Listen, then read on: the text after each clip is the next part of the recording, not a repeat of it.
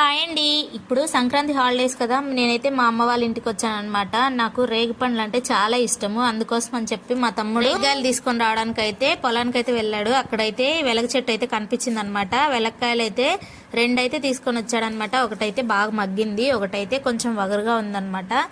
నాకు ఈ వెలక్కాయలు, రేగి పండ్లు ఇట్లాంటివి అంటే చాలా ఇష్టం అనమాట. ఇంకా కలెక్కాయలు. తమ్ముడు ఈ వెలక్కాయలతో పాటు కందికాయలు కూడా తీసుకొచ్చాడనమాట. అవి మాత్రం వీడియో తీయకముందే మొత్తం తినేసామన్నమాట.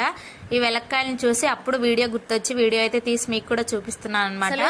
ఈ టైంలో పండిన వెలక్కాయ దొరకడం అనేది చాలా అదృష్టం అనమాట. ఇలాంటి ఫ్రూట్స్ లో మీ ఫేవరెట్ ఫ్రూట్ ఏంటో కామెంట్ చేయండి తప్పకుండా. ఇక్కడ రెండోది పగల కొడుతున్నాను అనమాట. ఇదైతే చాలా వగరుగా ఉంది.